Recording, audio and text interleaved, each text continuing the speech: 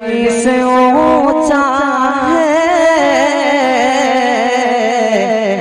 رتبہوں سے بسم اللہ الرحمن الرحیم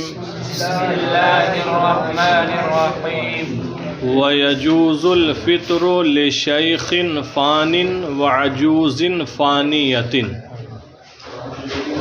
وَتَلْزَمُهُمَا الْفِدْيَةُ لِكُلِّ يَوْمٍ نِصْفُ سَاعٍ مِّن بُرٍّ۔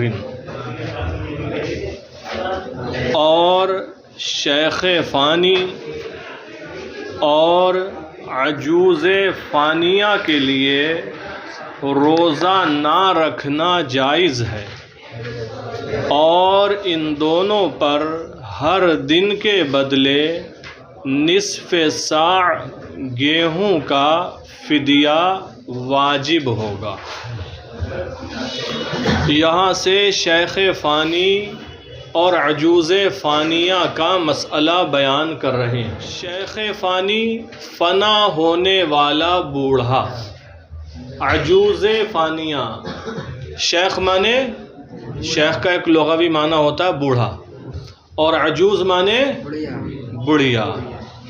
شیخ فانی فنا ہونے والا بوڑھا، عجوز فانیہ فنا ہونے والی بڑھیا۔ تو شیخ فانی اس بوڑھے انسان کو کہتے ہیں جو بہت کمزور ہو گیا ہو۔ یہ آپ جانتے ہیں، پیدا ہوتا ہے انسان، پھر بچپن ہوتا ہے، لڑکپن آتا ہے، پھر جوانی آتی ہے، بڑا تگڑا تندرست طاقت والا ہوتا ہے، پھر وقت اور عمر کے گزرنے کے ساتھ ساتھ کمزوری شروع ہو جاتی ہے، پھر وقت کے ساتھ ساتھ کمزوری بڑھتی رہتی ہے، یہاں تک کہ انسان کی کمر جھکنے لگتی ہے، انسان کے اعضاء کمزور ہو جاتے ہیں، وزن بھی کم ہو جاتا ہے، آنکھوں کی بینائی کمزور ہو جاتی ہے، یہاں تک کہ اس کے لیے راستہ چلنا دشوار ہو جاتا ہے، اور جب کمزوری اور بڑھتی ہے تو پھر تو گھر میں ہی اٹھنا بیٹھنا چلنا پھرنا دشوار ہو جاتا ہے۔ تو جو بوڑھا اتنا کمزور ہو جائے کہ اس میں اتنی طاقت بھی نہ رہے کہ وہ روزہ رکھ سکے، وہ شیخ فانی ہے۔ یعنی کمزور اتنا ہو گیا، جب کمزوری بڑھ جاتی ہے تو انسان کے بدن کے جو سسٹم ہے یہ دھیرے دھیرے تقریباً سبھی کمزور ہوتے چلے جاتے ہیں آگے پیچھے۔ پھر بڑھاپے میں انسان زیادہ کھا بھی نہیں سکتا، جوانی میں تو خوب کھا لیتا ہے اور ہضم بھی ہو جاتا ہے اس کا، بڑھاپے میں زیادہ کھا ہی نہیں سکتا، اور زیادہ کھا لیا تو ہضم نہیں ہوگا، تو تھوڑا تھوڑا کر کے کھاتا ہے۔ اور پھر آپ نے دیکھا ہوگا بوڑھوں کے لیے ڈاکٹر کہہ دیتے ہیں ان کو بہت نرم اور آسان غذائیں، تو تھوڑا سا کھا پاتا ہے۔ ظاہر سی بات ہے، تھوڑا سا کھایا ہے، یہ ہضم بھی کچھ دیر میں ہو جائے گا، پھر بھوک لگنے لگے گی۔ تو جس طرح بچہ تھوڑا تھوڑا دودھ پیتا ہے اور کچھ دیر کے بعد وہ بھوکا ہو جاتا ہے، جب بچہ پیدا ہوتا ہے تو اس وقت ڈاکٹر کہتے ہیں کہ تقریباً 2 گھنٹے کے فاصلے سے اس کو دودھ دینا ہی چاہیے، 2 سے 2.5 گھنٹہ حد ہے، اس سے زیادہ ٹائم لگا تو پھر یہ کمزور ہونے لگے گا، یعنی اس کے جو بدن کی انرجی ہے، فیٹ وغیرہ ہے، اس کے جو ہاضمے والے سسٹم ہیں وہ اس کو لیں گے۔ تو ایسے ہی جب بوڑھا ہو جاتا ہے تو تھوڑا تھوڑا کھاتا ہے، اور کچھ وقت کے بعد اسے پھر بھوک لگتی ہے چاہیے، تو جب خوب بوڑھا ہو جاتا ہے تو وہ روزہ واقعی نہیں رکھ سکتا۔ اگر روزہ رکھواؤ گے تو شاید اسی رمضان میں ہی مر جائے گا، کیونکہ ایک دن روزہ رکھے گا، جب کھانے کو نہیں ملے گا تو 4 گھنٹے بھوکا ہو جائے گا، 6 گھنٹے ہو گئے، 8 گھنٹے، 10 گھنٹے، 12 گھنٹے روزہ 14 سے 15 گھنٹے تک ہو جاتا ہے، برا حال ہو جائے گا، ایک ہی دن میں بیمار پڑ جائے گا، اور دوسرے دن پھر رکھوا دیا تو جا بھی سکتا ہے۔ بہرحال تو شیخ فانی کہتے ہیں اتنا کمزور بوڑھا ہو کہ نہ ابھی اس میں روزہ رکھنے کی طاقت ہے، نہ ہی مستقبل میں روزہ رکھنے کی طاقت ملنے کی آنے کی امید ہو، نہ ابھی طاقت ہے اور نہ مستقبل میں اس میں طاقت آنے کی امید ہو۔ یعنی بوڑھا ایسا ہو گیا، عمر اتنی ہو گئی، کمزور ایسا ہو گیا کہ اب دوبارہ یہ صحت یاب ہو اس کی امید نہیں ہے، بلکہ اس کی کمزوری دھیرے دھیرے بڑھے گی ہی، یہاں تک کہ ایک دن یہ اس دنیا سے چلا جائے گا۔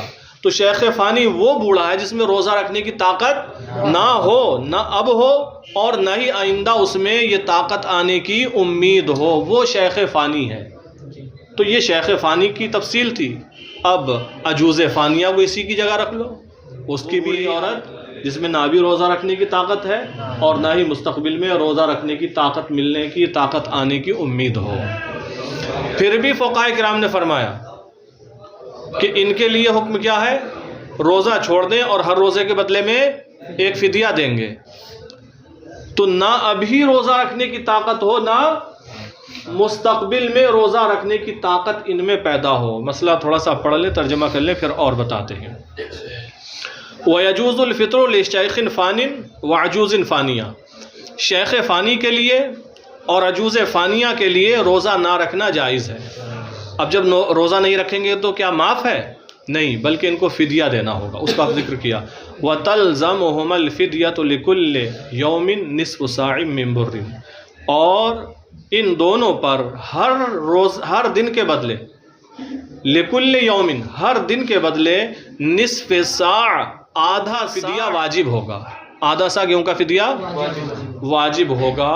یہ فدیہ ان پر واجب ہے۔ اللہ تعالیٰ نے قرآن مقدس میں بھی اس کا ذکر فرمایا، ارشاد فرمایا وَعَلَى الَّذِينَ يُطِيقُونَهُ فَفِدْيَةٌ طَعَامُ مِسْكِينٍ، وَعَلَى الَّذِينَ يُطِيقُونَهُ، اور ان پر يُطِيقُونَهُ اے يُطِيقُونَ الصَّوْمَ، جو روزے کی طاقت رکھیں، جو روزے کی طاقت، يُطِيقُونَهُ ہے یا لا يُطِيقُونَهُ؟ يُطِيقُونَهُ، جو روزے کی طاقت رکھیں۔ بظاہر یہ لگ رہا ہے، لیکن یہاں اس کی خاصیت ہے سلب ماخذ، خاصیات ابواب ہوتی ہیں کچھ، ماخذ کو سلب کرنا۔ تو یہاں طاقت کا ذکر ہے، سلب ماخذ، طاقت کو سلب کر لو، تو اس اعتبار سے اس کا ترجمہ ہوگا اور وہ جن میں روزہ رکھنے کی طاقت نہ ہو تو وہ فدیہ دیں گے مسکینوں کے کھانے کا۔ میں بھی ذکر فرمایا جن میں روزہ رکھنے کی طاقت نہ ہو تو وہ روزہ چھوڑ دیں اور وہ فدیہ دیں گے روزے کے بدلے۔ طاقت نہ ہو، سلب ماخذ ہے۔ ہاں دیکھیں، تو ان دونوں پر ہر دن کے بدلے آدھا صاع گیہوں کا فدیہ واجب ہوگا۔ بات سمجھ میں آ گئی؟ پھر ایک چیز یہ بھی یاد رکھیں، اگر بوڑھا ایسا ہے کہ جو گرمی کے روزے ہوتے ہیں، جیسے ابھی پیچھے زمانہ چل رہا تھا، جون کے روزے، جولائی کے روزے، اگست کے روزے، مئی کے روزے دشوار ہوتے ہیں، ان دنوں میں نہیں رکھ سکتا، لیکن جب موسم آئے نومبر، دسمبر، جنوری کا تو روزے رکھ سکتا ہے، کیونکہ آسان ہو جاتا ہے نا، بہت آسان ہو جاتا ہے۔ اگر کوئی بوڑھا اس پوزیشن کا ہے کہ گرمی کے دنوں میں رمضان ہے تو روزہ، لیکن نومبر، دسمبر، جنوری میں ان دنوں میں روزے رکھ سکتا ہے، تو فرمایا وہ رمضان کے روزے چھوڑ دے اور فدیہ نہیں دے گا، بلکہ دسمبر جنوری میں وہ قضا کرے۔ کیا کرے گا؟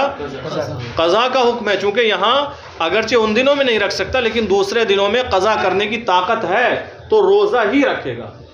اگر اتنا کمزور ہو گیا، نہ جون جولائی میں رکھ سکتا، نہ جنوری فروری میں رکھ سکتا، نہ دسمبر میں رکھ سکتا، تو اب فدیہ دے گا۔ اب تو فدیے کی اجازت اسی کو ہے جو فی الحال روزے نہیں رکھ سکتا اور آئندہ بھی اس میں روزہ رکھنے کی طاقت آنے کی امید نہ ہو، اور اگر کچھ ایسی غذائیں مل جائیں، بوڑھا پھر سے جوان ہو جائے، طاقت آ جائے روزے رکھنے کی، پھر کیا کرے گا؟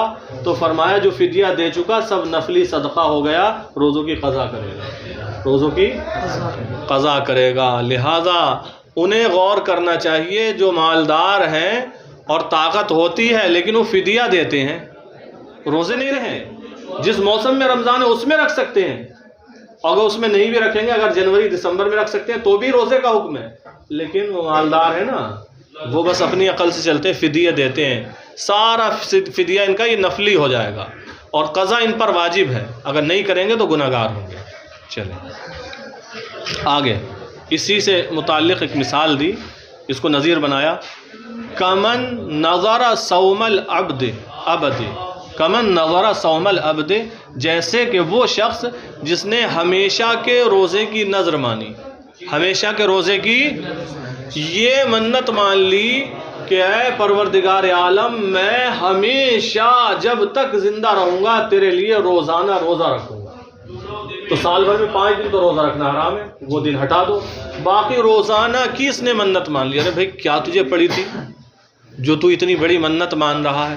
مان لی منت، کیا مان لی؟ اللہ تعالیٰ کے لیے نظر مان لی روزانہ روزہ رکھنے کی، پھر حال کیا ہوا؟ اب روزے رکھ رہا ہے تو کام نہیں ہو پا رہا، مزدوری کرنے والا تھا یا بزنس کرنے والا تھا، بہرحال تو اب آرام سے گھر پہ رہتا ہے تو روزہ رکھ لیتا ہے، لیکن اگر کام کرنا ہوتا ہے تو روزہ نہیں رکھ پاتا۔ اب جب کمائی نہیں ہو رہی ہے، بزنس نہیں کر پا رہا ہے، گھر کے حالات خراب ہوتے چلے جا رہے ہیں، کہاں سے خرچہ ہوگا، کہاں سے پڑھائی ہوگی، کہاں سے کھانے پینے کا انتظام ہوگا، یہ ساری چیزیں نہیں ہو پا رہی ہیں، تو اب دشواری آ رہی ہے، اب دشواری پیدا ہو رہی ہے، تو ضرورتاً فقہاء کرام فرماتے ہیں اس کو بقدر ضرورت روزے چھوڑنے کی اجازت ہے۔ جتنے دنوں میں کام کی ضرورت ہے وہ محنت سے مزدوری کرے، کام کرے، بزنس کرے، معیشت میں لگے اور ان دنوں میں روزے چھوڑ دے۔ لیکن منت چونکہ ہر دن کے روزے کی مان چکا ہے تو اب ہر دن کے بدلے فدیہ دے گا، ہر دن کے بدلے، کیونکہ منت تو خود ہی مانی ہے۔ ریحان صاحب نے تو کہا نہیں تھا بھائی منت مان لو، ارمان مشورہ دیا تھا کیا؟ نہیں دیا تھا بھائی، جب منت مانی ہے تو اب جھیلنا بھی پڑے گی، منت مان لی ہے تو شرعی منت ہو گئی، تو پھر بقدر ضرورت وہ روزے چھوڑ دے، لیکن ان روزوں کے بدلے جو بھی چھوڑے گا فدیہ دے، اور جب فری ہو تو روزے رکھے، یہ مسئلہ ہے۔ کمن نظر صوم الابد، جیسے کہ وہ شخص جس نے ہمیشہ کے روزے کی نظر مانی، فضعف عنہ لاشتغالہ بالمعیشت، پھر وہ معیشت میں مشغول ہونے کی وجہ سے روزہ رکھنے سے ضعیف ہو گیا، عاجز آ گیا، رکھ ہی نہیں سکتا روزہ، روزہ رکھے گا تو گھر کیسے چلے گا؟ ہاں اگر گھر میں بیٹے وغیرہ بڑے ہیں وہ سب بزنس دیکھ رہے ہیں تو پھر رکھے روزانہ روزہ، لیکن اگر اس کو بھی کام کرنا پڑ رہا ہے تو پھر وہ معیشت میں مشغول ہونے کی وجہ سے روزہ رکھنے سے عاجز آ گیا، تو فرمایا روزہ چھوڑ دے، ویفدی، اور فدیہ ادا کرے۔ تو بات سمجھ میں آ گئی، بقدر ضرورت روزے چھوڑ دے اور جتنے بھی چھوڑے گا ان کا فدیہ ادا کرے گا۔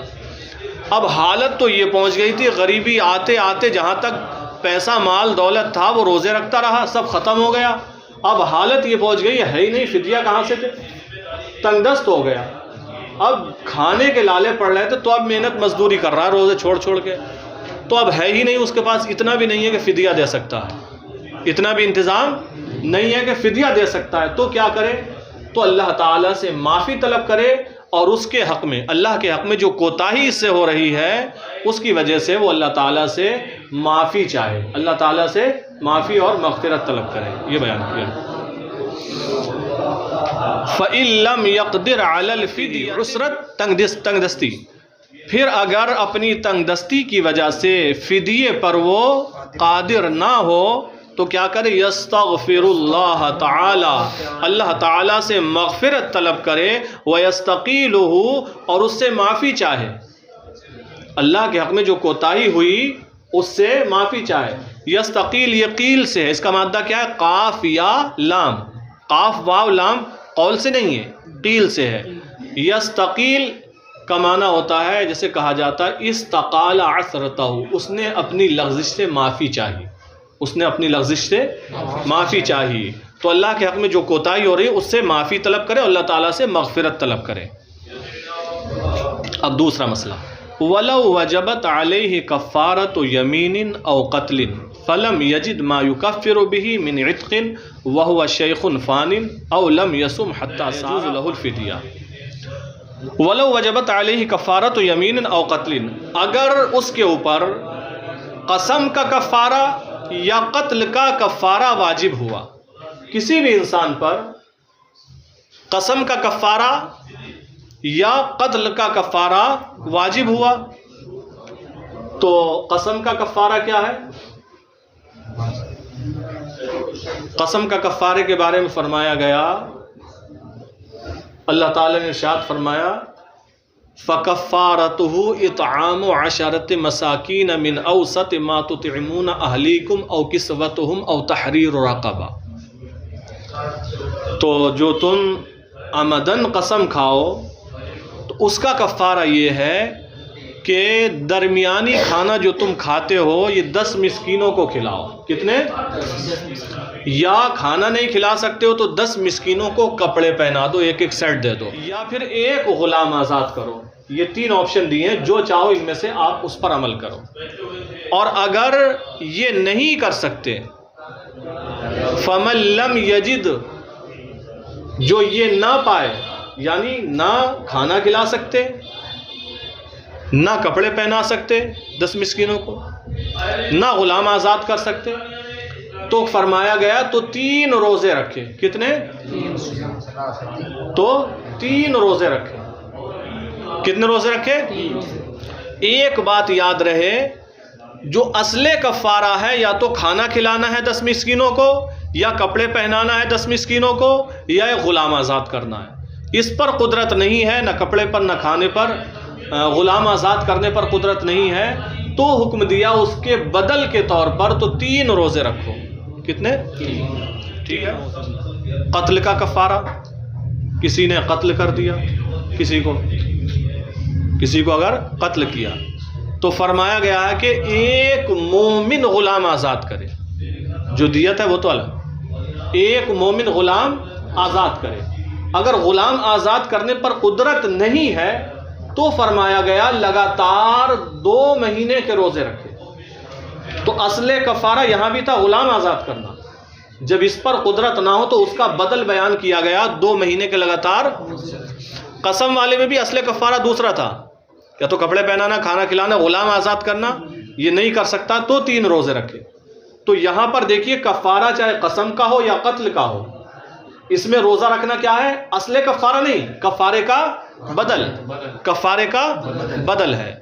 تو حکم یہ ہوتا ہے کہ آپ اصل کفارہ ادا کریں، وہ نہیں کر سکتے تو بدل کریں۔ قدرت نہیں ہے تو بدل کا بدل نہیں کریں گے، بدل کا بدل روزہ رکھنے پر قدرت نہ ہو، جیسے قسم میں ہے غلام آزاد کر نہیں سکتا تو 3 روزے رکھے، روزے نہیں رکھ سکتا تو کیا کرے گا؟ فدیہ دے گا، چونکہ یہ تو بدل کا بدل ہو گیا، اس کی اجازت نہیں ہوگی۔ ایسے ہی قتل ہوا تھا، کفارہ تھا اس پر، غلام آزاد کرے، نہیں کر سکتا تو اس کا بدل بتایا 2 مہینے مسلسل روزے رکھے۔ اگر نہیں رکھ سکتا ہے تو اب فدیہ دینے کی اجازت نہیں ہوگی۔ بات سمجھ میں آ گئی؟ بتایا یہ گیا ہے کہ کوئی اصل کفارہ ہے، پھر اس کا بدل بیان کیا گیا۔ اصل کفارہ پر قدرت نہیں ہے تبھی بدل دے سکتا ہے، اگر اصل کفارے پر قدرت ہے تو اصل کفارہ ادا کرنا ہوگا، اس پر قدرت نہیں ہے تو بدل پر بھی قدرت نہ ہو تو فدیہ دینے کی اجازت نہیں ہے۔ وَلَوْ وَجَبَتْ عَلَيْهِ كَفَّارَةُ يَمِينٍ أَوْ قَتْلٍ، اور اگر اس پر واجب ہوا قسم کا کفارہ یا فَلَمْ يَجِدْ مَا يُكَفِّرُ بِهِ مِنْ عِتْقٍ، یہ عتق دیکھ رہے ہیں، غلام کو آزاد کرنا، باندی کو آزاد کرنا وغیرہ۔ فَلَمْ يَجِدْ مَا، اسی کا بیان ہے، مِنْ عِتْقٍ، پھر وہ غلام نہ پائے یکفر بہ، جس کے ذریعے کفارہ ادا کرے۔ غلام پر قدرت نہیں، یا تو ملتا ہی نہیں غلام مارکیٹ میں جیسے آج نہیں ملتا، یا ملتا ہے تو پیسہ نہیں ہے اتنا۔ فلم یجد ما یکفر بہ من عتق، پھر وہ غلام نہ پائے جس کے ذریعے کفارہ ادا کرے، غلام نہیں مل پایا تو اب کیا حکم ہوگا؟ قسم میں بھی روزے کا حکم ہے اور قتل والے کفارے میں بھی حکم ہے روزے کا۔ اور حالت یہ ہے انصاف کی، جنہوں نے قسم کھائی تھی یا قتل جن سے ہوا تھا، جنہوں نے کیا تھا، وہ ہوا شیخ فانی اور ہے شیخ فانی، تو ظاہر سی بات ہے روزے نہیں رکھ سکتا، 2 مہینے کیا 3 دن کے نہیں رکھ سکتا، یہ شیخ فانی ہے یا شیخ فانی نہیں تھا۔ او لم یسم، روزے رکھے نہیں، حتیٰ سارا فانی، سال بھر گھما دیا، پہلے تو ہمت ہی رکھ سکتا تھا، رکھے نہیں، اب پوزیشن یہ ہوگی شیخ فانی ہو گئے تو اب روزے رکھ نہیں سکتے، تو روزے کا بدل ہے فدیہ دینا، تو کیا فدیہ دینا جائز ہوگا؟ نہیں ہوگا۔ او لم یسم، یا روزے نہیں رکھے، حتیٰ سارا فانین، یہاں تک کہ وہ شیخ فانی ہو گیا، لا یجوز لہ الفدیہ، تو اس کے لیے فدیہ دینا جائز نہیں ہے۔ کیوں نہیں ہے؟ کہ یہاں پر روزہ رکھنا خود کسی کا بدل تھا، اب روزے کا بدل فدیہ، اس کی اجازت نہیں ہوگی، یہ بدل کا بدل ہو جائے گا۔ لا یجوز لہ الفدیہ، تو اس کے لیے فدیہ دینا جائز نہیں ہے۔ کیوں؟ لأن الصوم ہونا بدل عن غیرہ، کیونکہ یہاں پر روزہ اس کے غیر کا بدل ہے، کیونکہ روزہ یہاں خود اپنے غیر کا بدل ہے، اب بدل کا بدل لانے کی اجازت نہیں ہوگی۔ دوسرا مسئلہ، وَيَجُوزُ لِلْمُتَطَوِّعِ الْفِطْرُ بِلَا عُذْرٍ فِي رِوَایَةٍ، اور ایک روایت کے مطابق نفلی روزہ رکھنے والے کے لیے، اور ایک روایت کے مطابق نفلی روزہ رکھنے والے کے لیے، للمتطوع، نفلی روزہ رکھنے والے کے لیے الفطر بلا عذر، بغیر عذر کے روزہ توڑنا جائز ہے۔ بغیر عذر کے روزہ توڑنا، کیسا روزہ؟ نفلی روزہ. یہ یہاں سے مسئلہ بیان کیا. کتاب کیا کہہ رہی ہے؟ ایک روایت کے مطابق. کتنی؟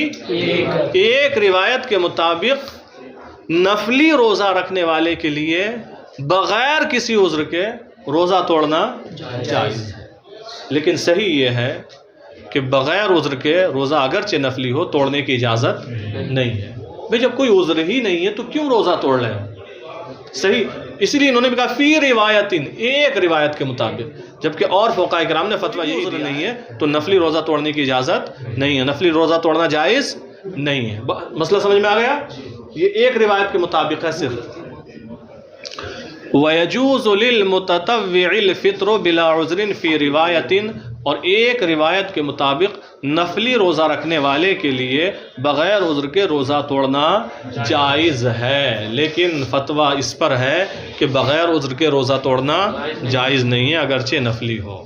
رہا مسئلہ یہ کہ بہت تیز بھوک لگتی ہو، تو پیچھے بیان کیا جا چکا مسئلہ، کل کے درس میں تھا نا. سخت پیاس لگی ہو، ایسی بھوک لگی ہو کہ ہلاکت کا خوف ہو. اب کب جائز ہے، کون سی چیز عذر بنے گی؟ نفلی روزے میں. نفلی روزے میں اس کا بیان آ رہا ہے. وَالضِّيَافَةُ عُذْرٌ عَلَى الْأَزْهَرِ لِلضَّيْفِ وَالْمُضِيفِ.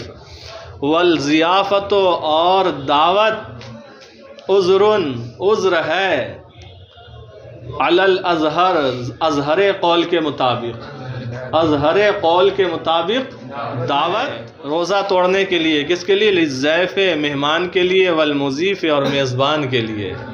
جو مہمان آیا وہ بھی توڑ سکتا ہے، اور جو میزبان ہے، میزبانی کر رہا ہے، جس کے گھر آیا ہے وہ بھی توڑ سکتا ہے. ان دونوں کے لیے دعوت کا ہو جانا عذر ہے. نفلی آپ نے روزہ رکھا، پتہ لگا تو بہت بھاری دعوت ہے، بہت کچھ وہاں پر مال ہوگا، مطلب اچھے کھانے وہاں بنائے گئے ہیں، اور نفلی روزہ ہے، دعوت ہے، سب جائیں گے. تو فرمایا اور ضیافت اظہر قول کے مطابق مہمان کے لیے اور میزبان کے لیے عذر ہے، یعنی روزہ توڑنے کے لیے عذر ہے. اس کی بنا پر روزہ توڑ سکتا ہے، کوئی گناہ نہیں ہوگا. لیکن مسئلہ تفصیل سے سمجھ لیں. دعوت کر دی آپ نے کسی کی، آپ کے یہاں مہمان آیا، دعوت جب اس کی ہو گئی، اس کا نفلی روزہ تھا، دعوت ہے تو ظاہر سی بات ہے جب دوپہر کی دعوت ہے تو تبھی تو کھائے گا جب روزہ توڑے گا. تو اس کے لیے عذر ہے، وہ روزہ اپنا توڑ سکتا ہے. اور جو میزبان ہے، اگر اسے یہ معلوم ہے کہ اگر میں اس کے ساتھ نہیں کھاؤں گا تو یہ برا مانے گا کہ بھلا بتاؤ، مجھے بلا کے دعوت کر دی ہے اور خود کھا نہیں رہا ہے، اپنے آپ روزہ رکھے، اسے برا لگے گا. تو پھر اس کے لیے بھی اجازت ہے کہ یہ بھی روزہ توڑ دے، میزبان اس کے ساتھ کھائے. یا اگر وہ اسے کھلائے گا اکیلے، برا تو نہیں مان، لیکن وہ کھائے گا ہی نہیں، تھوڑا سا چکھے گا بس، تو بھی اس کے لیے اجازت ہے. اور اگر مہمان ایسا ہے، اپنا کوئی صوفی صاحب ہے اپنی جماعت کے ہی ساتھ میں رہے ہوئے، اور نہیں خود میزبان صوفی صاحب ہیں اور وہ نارمل دوست ہے، اس کی دعوت کی ہے، آپ نہ بھی کھاؤ وہ تب بھی پیٹ بھر کے کھائے گا، تو پھر اجازت ہے. اگر وہ بغیر تکلف کے پیٹ بھر کے کھائے گا تو پھر میزبان کے لیے روزہ توڑنے کی اجازت اور عذر نہیں ہوگا. اس کے بارے میں بھی فرمایا فقہاء کرام نے زوال سے پہلے پہلے توڑ سکتا ہے، زوال سے زوال کے بعد توڑنے کی اجازت، توڑنے کے لیے فرمایا ہاں اگر والدین ناراض ہو رہے ہیں روزہ رکھنے کی وجہ سے، اس کے مطلب کسی کام پہ بھیجنا چاہتے ہیں جو محنت کا ہے یا کوئی بھی یہ مسئلہ ہے، اگر والدین کی ناراضگی کا سبب بن رہا ہے اس کا روزہ، تو ظہر کے بعد بھی توڑ سکتا ہے، عصر تک توڑ سکتا ہے، لیکن عصر کے بعد نہیں توڑ سکتا، چونکہ وقت ہی کتنا سا رہ گیا، اب روزے کو مکمل کر لے. تو یاد رہے گا یہ جو دعوت ہو گئی یہ عذر ہے روزہ توڑنے کے لیے، وہ بھی نفلی روزہ توڑنے کے لیے. کب تک؟ زوال سے پہلے پہلے. زوال کے بعد کب؟ اگر والدین میں سے کسی کی بھی ناراضگی کا سبب بن رہا ہے تو عصر سے پہلے عصر تک توڑ سکتے ہیں، عصر کے بعد توڑنے کی اجازت نہیں ہے. ہاں اگر جان وغیرہ پر بن پڑی ہو تو پھر عصر کے بعد کیا، مغرب سے 2 منٹ پہلے بھی توڑ سکتے ہیں اگر ایسی صورت ہو. وَالضِّيَافَةُ عُذْرٌ عَلَى الْأَزْهَرِ لِلضَّيْفِ وَالْمُضِيفِ، اور دعوت کا ہونا اظہر قول کے مطابق یہ عذر ہے روزہ توڑنے کے لیے، مہمان کے لیے اور میزبان کے لیے. وَلَهُ الْبِشَارَةُ الْجَلِيلَةُ، اور اسی فائدہ جلیلہ کی وجہ سے اس کے لیے بشارت ہے، خوشخبری ہے، روزہ توڑنے والے کے لیے، میزبان کے لیے، مہمان کے لیے، میزبان کے لیے اسی فائدہ جلیلہ کی وجہ سے بشارت ہے. کیا بشارت، کیا خوشخبری ہے؟ خوشخبری یہ ہے، حدیث پاک ہے، رسول اللہ صلی اللہ تعالی علیہ وسلم نے ارشاد فرمایا، جس نے اپنے مسلم بھائی کے حق کے لیے روزہ توڑا اس کے لیے 1000 روزوں کا ثواب لکھا جاتا ہے۔ نفلی روزہ توڑا، اپنے مسلم بھائی کے حق کے لیے روزہ توڑا تو اس کے لیے 1000 روزوں کا ثواب لکھا جاتا ہے، اور جس دن اس روزے کی قضا کی، جس کو توڑا تھا نفلی روزے کو، جس دن اس روزے کی قضا کی تو اس کے لیے 2000 روزوں کا ثواب لکھا جاتا ہے۔ تو کتنے 1000 روزوں کا ثواب ملا؟ 3000۔ ایک مسلم بھائی کی دعوت کی، اس میں مسلم بھائی نہیں ہے، ادھر دوسرے گروپ میں ہے، ایک مسلمان بھائی کی دعوت کی، اب اس کے حق کی وجہ سے کہ اگر میں روزہ نہیں توڑوں گا گھر والا تو یہ کھائے گا نہیں یا بہت تھوڑا کھائے گا، تکلف کرے گا، تو سوچا نہیں اسے پیٹ بھر کے کھلانا چاہیے، تو اس نے بھی روزہ توڑ لیا تو 1000 روزوں کا ثواب ملے گا روزہ توڑنے پر بھی۔ تو نیت پر دار و مدار ہوتا ہے عمل کا۔ کوئی سوچ سکتا ہے کہ روزہ توڑنے پر 1000 روزوں کا ثواب لکھا جائے؟ یہ تو مذہب اسلام کی خوبی ہے، اور اسی فائدہ جلیلہ کی وجہ سے اس کے لیے بشارت ہے۔ سمجھ گئے کیا بشارت ہے؟ پھر فرمایا وَإِذَا أَفْطَرَ عَلَىٰ أَيِّ حَالٍ عَلَيْهِ الْقَضَاءُ، وَإِذَا أَفْطَرَ، اور جب روزہ توڑ دے، عَلَىٰ أَيِّ حَالٍ، کسی بھی حال میں توڑے، عذر ہو یا عذر نہ ہو، جیسے بھی روزہ توڑے، علیہ القضاء، اس پر قضا واجب ہے، قضا واجب ہے، چونکہ نفلی روزہ بھی اگر رکھ کر توڑ دیتا ہے تو قضا کرنا واجب ہے، چاہے عذر کی وجہ سے توڑا ہو یا بلا ہو۔ اگر بلا عذر کے توڑتا ہے تو گناہگار بھی ہوتا ہے، تو گناہگار نہیں ہوگا، اور اگر اپنے مسلمان بھائی کے حق کے لیے توڑتا ہے تو ثواب بھی پائے گا۔ تو بہرحال فرمایا وَإِذَا أَفْطَرَ عَلَىٰ أَيِّ حَالٍ، اور جب کسی بھی حال میں افطار کرے، روزہ توڑے، علیہ القضاء، تو اس پر قضا ہے۔ آگے مسئلہ دوسرا، إِلَّا إِذَا شَرَعَ مُتَطَوِّعًا، مگر جب وہ روزہ شروع کرے متطوعاً، نفل کی حیثیت سے۔ کون سا روزہ شروع کرے؟ نفلی روزہ شروع کرے، فی 5 ایام، 5 دنوں میں۔ نفلی روزہ شروع کرے کتنے دنوں میں؟ وہ مطلق نہیں، کون سے دن؟ یومئی العیدین، 2 عید کے دن، 2 و ایام تشریق، اور 3 ایام عید ذی الحجہ کی کون کون سی تاریخیں ہیں؟ وہ 11، 12، 13، 2 تو عید کے دن آ گئے، ایک شوال کی پہلی تاریخ، ذی الحجہ کی 10ویں تاریخ، 2 عید کے دن ہو گئے، پھر رہے 11، 12، 13، یہ 5 دن ہو گئے۔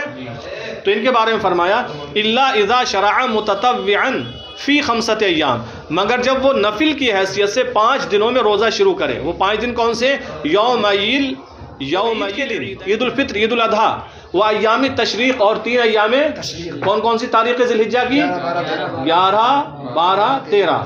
تو فرمایا جب ان میں روزہ شروع کرے نفل کی حیثیت سے، اور پھر ان روزے کو توڑ دے، چونکہ ان دنوں میں روزہ اگر رکھ بھی لیا تب بھی توڑنا واجب ہے، چونکہ ان دنوں میں روزہ رکھنا حرام ہے، تو اب اگر رکھ کر روزہ توڑ دیا، فرمایا فلا يلزمه قضاؤها، تو اس پر ان روزوں کی قضا واجب نہیں ہے، بافسادها، ان کو فاسد کرنے کی وجہ سے، توڑنے کی وجہ سے، ان روزوں کو، ان دنوں میں روزوں کو توڑنے کی وجہ سے قضا واجب نہیں ہے، فی ظاہر الروایہ، ظاہر الروایہ کے مطابق۔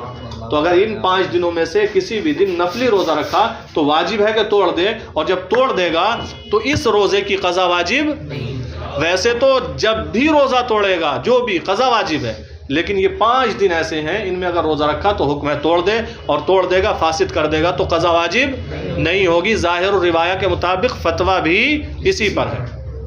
واللہ تعالی اعلم، اور اللہ تعالی سب سے زیادہ، سب سے بہتر جاننے والا ہے۔